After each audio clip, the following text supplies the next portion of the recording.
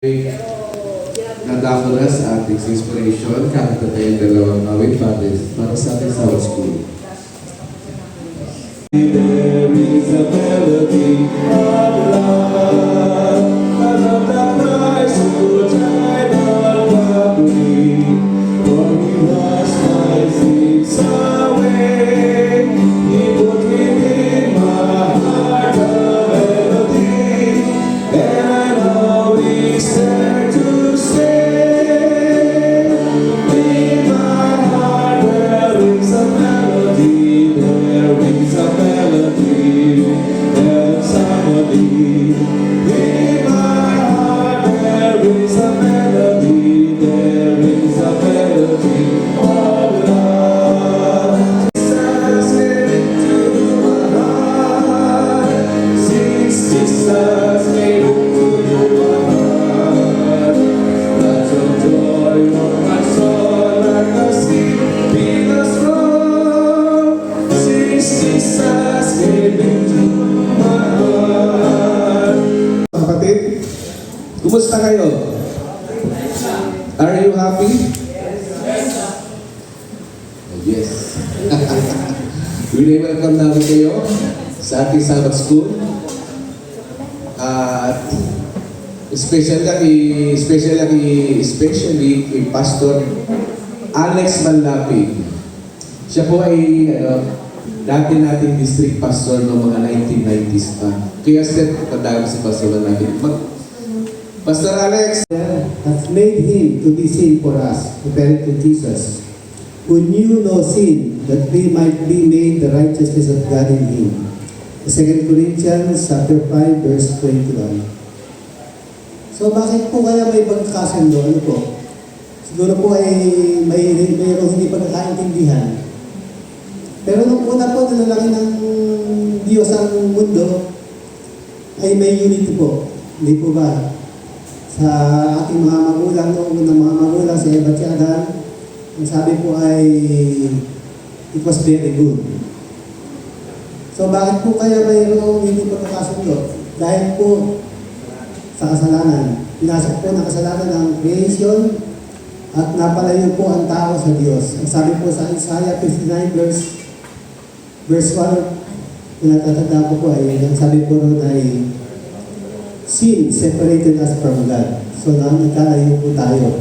At ang sabi po dito ni Pablo, hindi naman po nagkalayo, kundi naging kaaway po natin ang Diyos. Naging estranghero po tayo.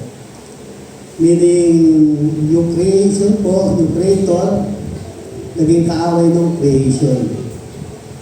So, ang sabi po ito sa ating lesson, ay si Kristo daw po ang daan ng pagkakasundo natin sa pinagkasundo po tayo muli sa Diyos. Ipinaglapit po ulit tayo sa Diyos. Na sa pamamagitan po ng kanyang kamatayan doon sa cross, ay nagawa po niya yung reconciliation sa lahat ng tao who were alienated from the life that God through sin, but now can be reconciled to Him through faith. Dito po sa ating Sunday lesson, sabi po dito ay reconciled from wicked works. I'd rather have Jesus. Tayo dito ba yun?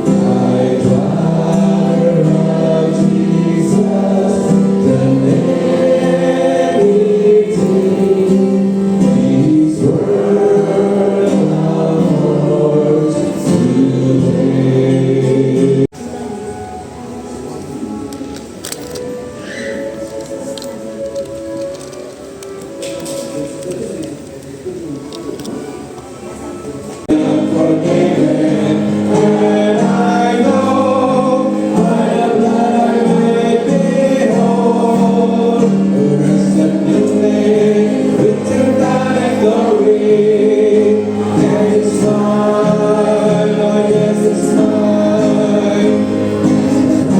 Oh, just in the story, I see her was come on. Oh, there's a new day, written down in glory, and it's mine, oh yes, it's mine. With my sins forgiven, I am bound forever and evermore to roam. Here have I found another heart, another grace was put in my breast. Happy day, when Jesus washed my sins away. He taught me how to watch and pray, and live rejoicing every day. Happy day, when Jesus washed my sins away. Yan dahil ang nagpila ako ng sarili para sa Kristo. Mga pinagaya sa lahat, sa umagang ito Panginoon, muli po kami na lumalapit sa inyo sa oras na ito sa aming pong patuloy na pagsama sa inyo, naway po sa inyong bawat sa aming pong Banal na Espiritu. Pangunahan ng bawat isa at sa lahat sa aming mga bahagi sa umagang po ito, lalo-lalo na si Pastor Manlapig sa kanyang pong panguna sa aming kalagitnaan. Ang inyong pong karunungan at ang inyong pong ang presensya, ang patuloy pong pag-agusap sa kanya. Pagpalayan ng bawat sa amin, sa pangalan ng aming Panginoon na Jesus. Amen.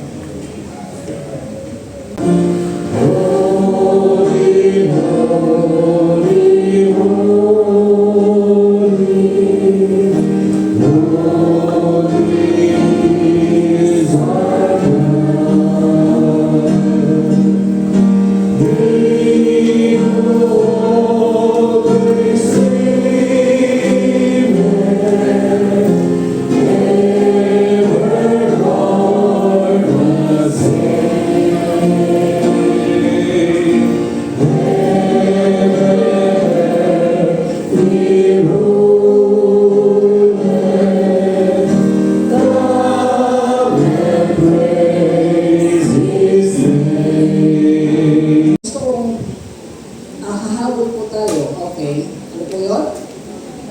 The love of God. Totoo ho ba yun? Nadadamayan ba natin yun? Na ang Diyos ay tunay na Diyos ng pag-ibig. Brother, salamat sa ating operator. What is that? Calculate? Ang Diyos ay pag-ibig sa talata. Oh, sorry po, nawala yung 1. That is 1 John 4:8. Ako, God is love. Totoo po ba yun? Yung susunod na slide, gusto ko pag-isipan yung mabuti. Siguro, pag ako'y bumalik, magdebate tayo kung saan kayo o hindi. Oh, hindi ko pala. Sorry. Mas tinutulo. Oh, ang ano po, ang slide po na nawala ay actually dalawa. Ang sabi ay, God is love, but not all love is of God. Tama po? Ang Diyos ay Diyos ng pag-ibig, pero hindi lahat ng pag-ibig ay galing sa Diyos. Kontroversial o tinatanggap niyo? Kasi, sa sanlibutan po, maging sa Greek literature, meron pong kulang-kulang na 10 klase ng pag-ibig. At 4 ang binabanggit sa Biblia. Hindi ko na ho-discuss kasi mamaya skip natin for the sake of time. But, ang pag-ibig, sinong originator? Ang Diyos. Pero, tama ba na hindi lahat ng pag-ibig ay galing sa Diyos? Halimbawa, katulad ng word na, I love my pet. Awa? Merong pag-ibig na self-love. Isip mo ang God? Meron pang sadistic love. Meron pang gano'n dito? Wala. Hindi yun. But, actually, all love is from God in reality. Pero pag hindi na love, anong kabaliktaran ng love? Lust. Diba ba yung bungal na matanda, pag sinabing tayo, I love you, but I love you. Pero yun namang statistic, I lust you. Yung mga mag-sweetheart na ginagawang asawa yung kanilang sweetheart, that's not love, that's lust. Di ba? And God is the God of love. Meron pong dalawang passage sa Bible na gusto kong bilisan natin. I'll be discussing this in the context of doctrine. Okay? Ang unang talata, yung pinakita na kanina, ay lumapit ang isa pong abogado. Isang abogado. Lumapit sa ating Panginoon. At kung ating titignan ay yung isa naman ay kabataang lalaki. Tingnan po natin kung sino ang nauna. Anong tanong?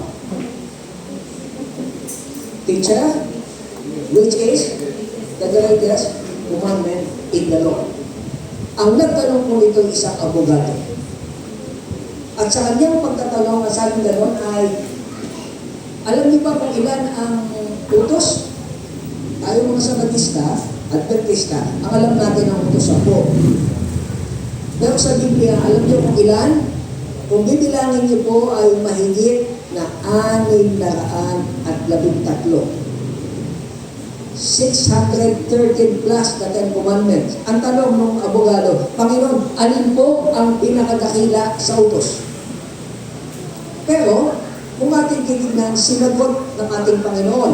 Ang sagot niya ay actually, ang tanong po ay singular is. Tama po ba? At pagkatapos ay the greatest commandment. Kung ating isipin mabuti, sinatisfy ng ating Panginoon yung kabataang lalaki. Ang sabi niya, ang kanyang context ay sabi gano'n, ang pag-ibig ay isa lang. Love. Actually, ang tawag kong salita, ang kautusan ay one word lang, love. But pretending to two directions. Tama mo ba? At anong sabi? Jesus replied, pakibasa ng mahal ng malakas.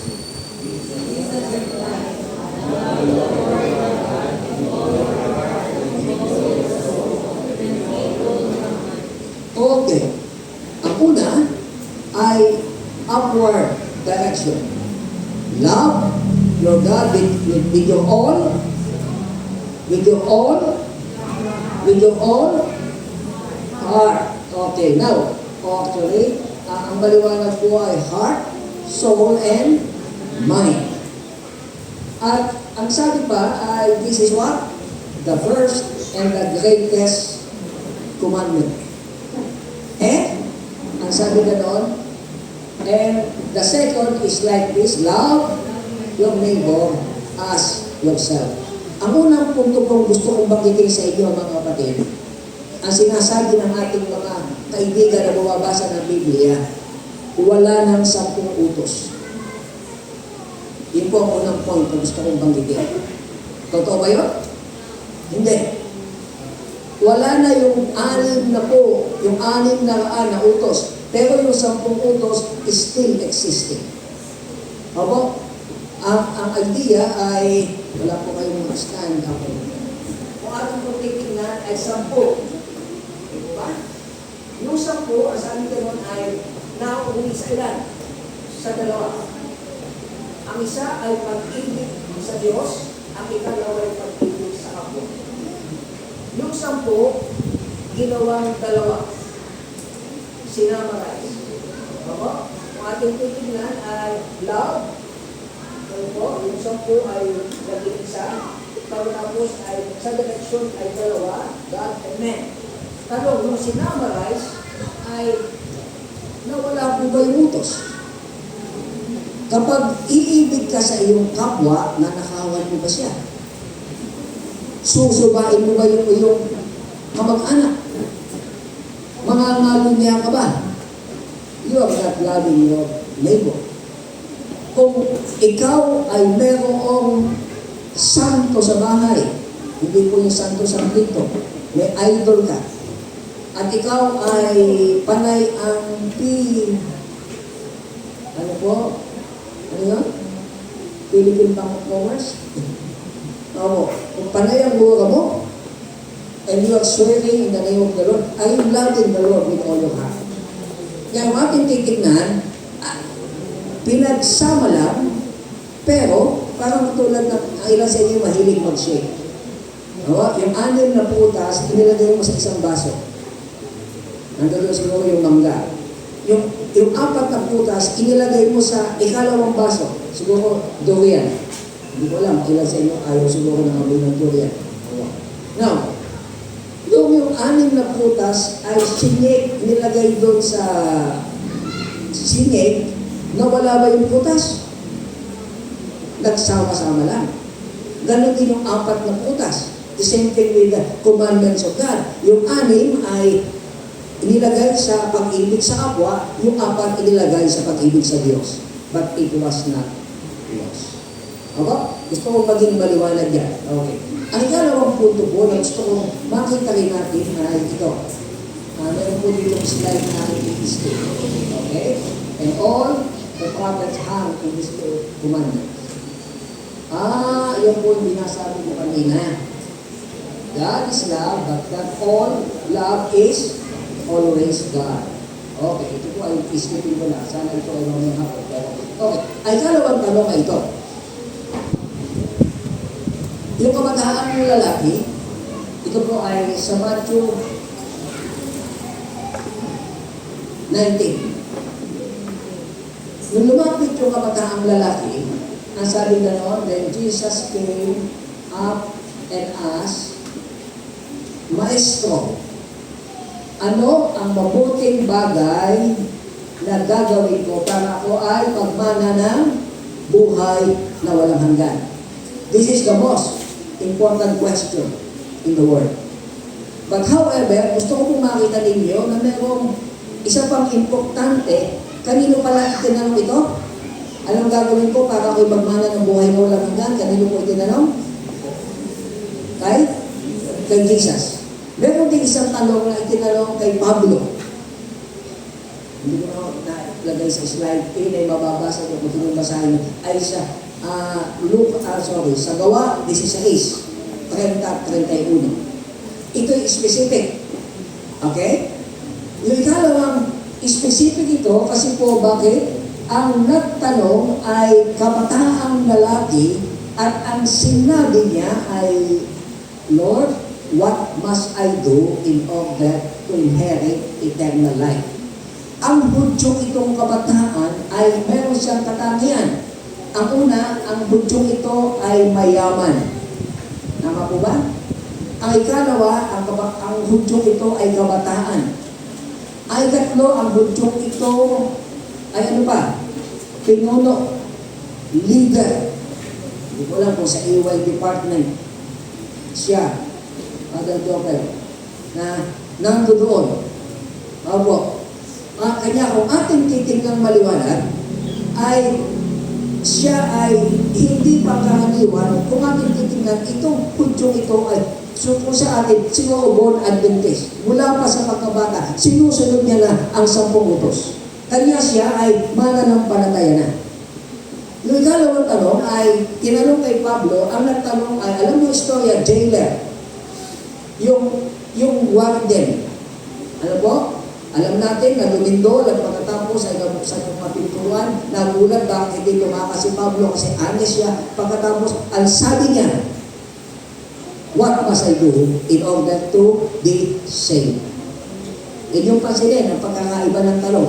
Ang tanong ay, paano po ako maliligtas? Yung word na maliligtas ay broad. Halimbawa, ikaw ay mag-excursion na pakinggan niyo po ba yung namatay po sa Latin America na Pathfinder? Isa doon ay nurse na namatay at maraming 37 niya tayo. Ay kung ikaw ay ES version, malapit na ang summer na nga, ang kadalasan sa prayer, sinasabi natin, Panginoon, iligtas mo po kami sa disgrasya. Kapag ka naman maliligo, Lord, huwag sanang malulod. Iligtas mo po kami. Ang tanong ay, what shall I do in order to be saved? Ito po ay basic. Saan maliligtas? Maliligtas sa kasalanan. Bakit? Kasi ang jailer na ito ay hindi siya Hudyo, hindi siya mananampalataya. Ang jailer na ito ay hintil. Siya ay hintil pero hindi siya inutil. Siya ay walang Diyos. Kanya ang basic ay kinakailangan siya munang manampalataya. Nakuha niyo po? Pero dito, sa question dito, ang sabi nga doon, what must I do in order to inherit eternal life? Ano po ang sagot ni Jesus? Bakit mo itinatanong sa akin kung anong mabuti? Sumagot si Jesus, there is only one who is good. Sa Deuteronomy 6 po, sabi ganon, our Lord is our God, and He is the only one good. Kanya ang binabanggit na one dito ay ang ating Diyos. Anong tanong? Paano ako magmamana ng buhay na walang hanggan? Ito'y mananampalataya na. Ano ang sagot ni Jesus? Ang sabi ay, if you want to enter what? Keep the commandments. Ito po ang gusto kong maging maliwanag sa inyo, mga kapatid. Kay Pablo, ang kailangan na hindi mananampalataya na ating inaaralan, tanggapin si Jesus bilang ating personal na tagapagligtas. At tayo din na nagkakasala, tatanggapin natin si Jesus bilang ating personal na tagapagligtas. At kasunod ng pananampalataya, tayo ay susunod saan? Sa utos ng ating Panginoon. Meron po akong point na gusto ko maintindihan ko mabuti, mga minamahal kong mga kapatid. Opo. That's it. Opo. That's the last thing. Okay. Now, tingnan po tingnan. Yung kabataan, ang unang tanong po niya ay the question of salvation. At ang sabi niya, Panginoon, sinunod ko na ang lahat. Di ba ba? Ano sinunod? Ano pangalawang tanong mo kabataan? Ang sabi niya, nasunod ko na mong lahat. What is? Ano po ang kulang? Nakuha niyo po? Ang point ko kung gusto kong maintindihan nyo dito, pagkausap nyo ang ating mga kaibigan ng mga protestante, pag binasa nyo po ang Matthew 19, huwag nyo iiwanan kasi ang tanong ay papaano pagmamana ng langit. Ano? Sagot? Eternal life. Sumunod sa utos. Opo, doon kayo magpo-focus kasi po, dadaling kayo sa ibaba. Yung ikalawang tanong ang sasabihin, rather, ikatanong, anong kulang? Yung ikalawang tanong ng kabataan ay not a question of salvation, but the second question is a question of satisfaction. Ano po ang kulang? Ano ang sagot ni Jesus? Sumusunod ka na pala sa utos. Ang kulang sa'yo, hindi lang yung gawa, ang kailangan sa iyong puso. Ano sabi? Ipagdili mo ang lahat mo inaari. Pagkatapos sumunod ka sa akin. Opo, ang gusto ko kong makita niyo dito, ang kabataang lalaki ay sumusunod sa utos. Pero hindi sumusunod kay Kristo. Naintindihan niyo ba? The young man is obeying the law, but not following Jesus. Ito ang pagkakaiba. Sino ito? No? Posible na ito ay Adventista, kineclaim niya, Lord, mula pa pagkabata ako'y born Adventist na. Dumadalo ako regular. Nagbibigay ako ng ikapo. Ako po ay sinusunod ko ang utos. Hindi ko alam kung utos ng gobyerno. Ako'y nagbabayad ng buwis. At ako ay ginagawa ko ang gawain ng misyonero. Ako po, Panginoon, ay officer. Ako po ay kanta ng kanta sa simbahan. Ako po ay nagmi-missionary work. But yet, this young man is obeying the law but not following Jesus. Ito po ang young man. Tayo naman mga Adventista, lahat ng nakalista, meron tayong checklist. Anong gagawin? Pag-partner, nakahanda ang lahat ng pagkain. Pag-excursion, na maagang gumigising. Pag-AY, pag-sports fest, nandoon lahat. At kapag kami, special event, narito, Lord, I'm doing this. But take note, sometimes in our fellowship, we're attending the church, pero minsan, wala tayong napapakinabangan. And sometimes, even in this church, we might be attending regularly because that is God's will. But take note, are we just simply obeying the law? And at the same time, are we following Jesus? Naalala ko po, naalala niyo si Cardinal Sin? Ay nasa inyo ay bata pa. Minsan siya tinanong, ang sabi naman ay, Cardinal, parang hindi ko alam kung bagyo ng Yolanda, kung ano po, malaki niya kasakuna. Tinanong siya, naubos ka ang pera ng Caritas, yung pong kanilang adra. Sabi nga nun ay, paano po yan? Saan mo kukuha ng pera? Ang sabi ni Cardinal Sin, ang sabi niya, doon sa interviewer, ang sabi ay, alam mo, kadadating lang, dumating ang mga opisyales ng Philippine Charity Service. At dumating ang mga delegasyon ng wedding. Ay gano'n, doon namin kukunin ang pondo. Nagulat yung announcer, yung interviewer. Ho! Ang sabi ni Cardinal Sin, kahit na yan, sapagkat may nangangailangan, kahit na yan ay galing kay Satanas, tatanggapin namin. Opo, ito ay point blank na sinabi niya, without hesitation, ang point siya doon. Pero ang tema ng discussion ay concern sa mga nangangailangan. But we Adventists, we know where we are. We are good, not because, humanly speaking, we are good. We are good because of God. We are saved because we are doing good.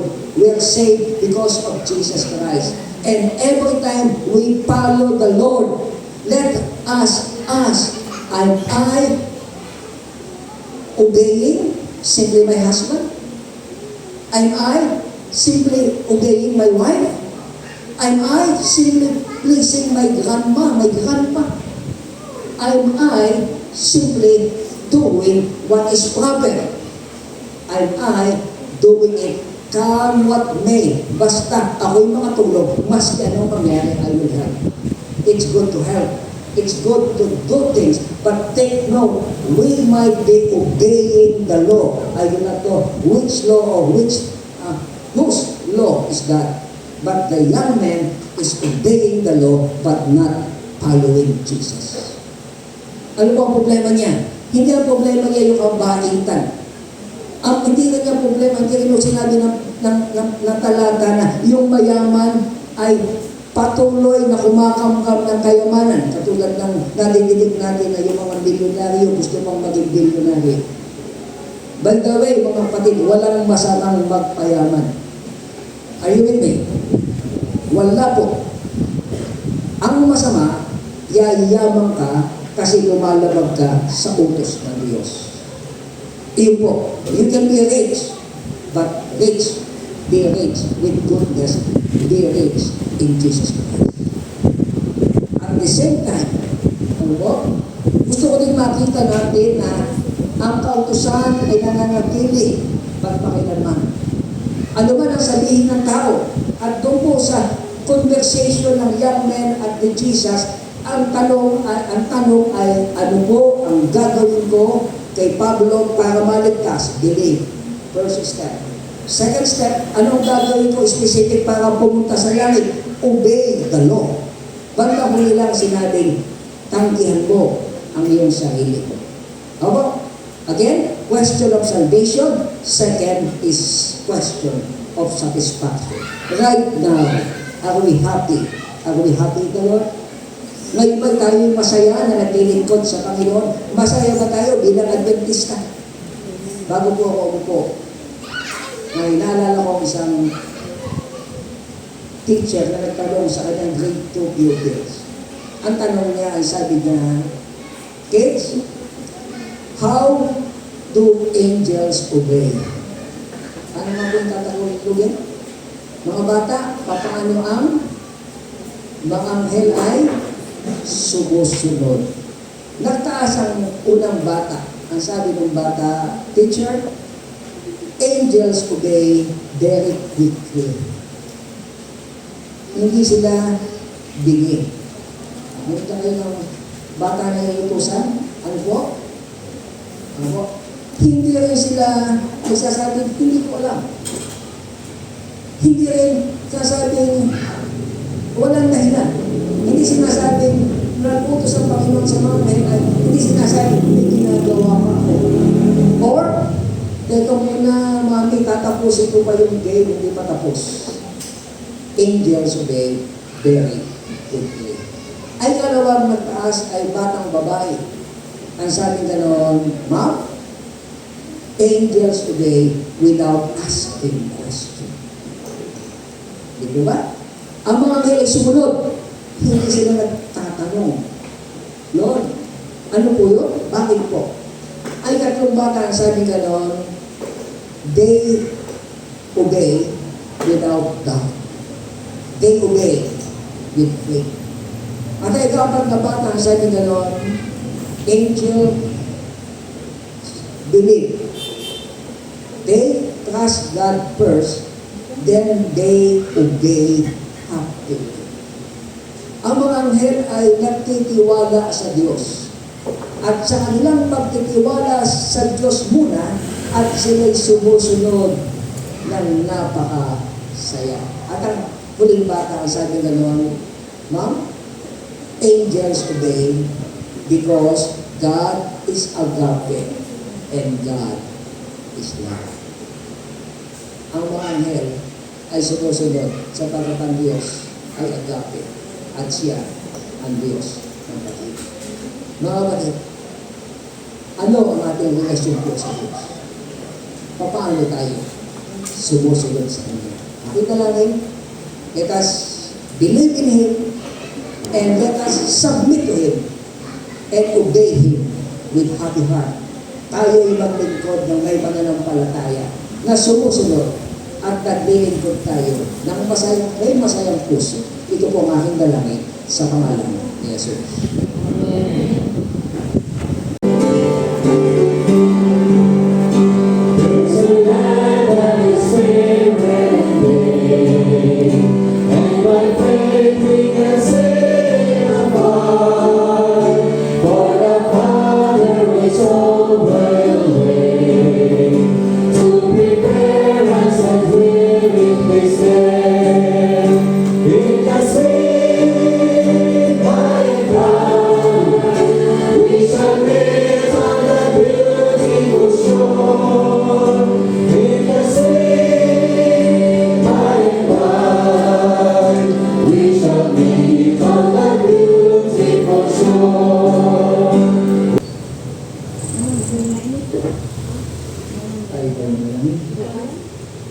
Ama, napaka-tamis po ng iyong pangako na kayo sa amin. Napakasaya ng inyong utos na kami magpasakot sa iyo. Salamat po sa pamalita. Sa pamamagitan ng ito, biyaya kami nananampalataya sa inyo. At sa pamamagitan ng banal na Espiritu ay kami susunod sa inyong banal na utos. Pagpalain niyo po ang bawat isa sa amin sa buong sanlibong aming harapin. Ang biyaya nawa po ng Diyos Ama, ang pag-ibig ng Diyos Anak, at ang pagkasi ng banal na Espiritu, aming magama, hanggang sa muli naming pagkatagpo. Ito po ang aming hiling sa pangalan ng Jesus.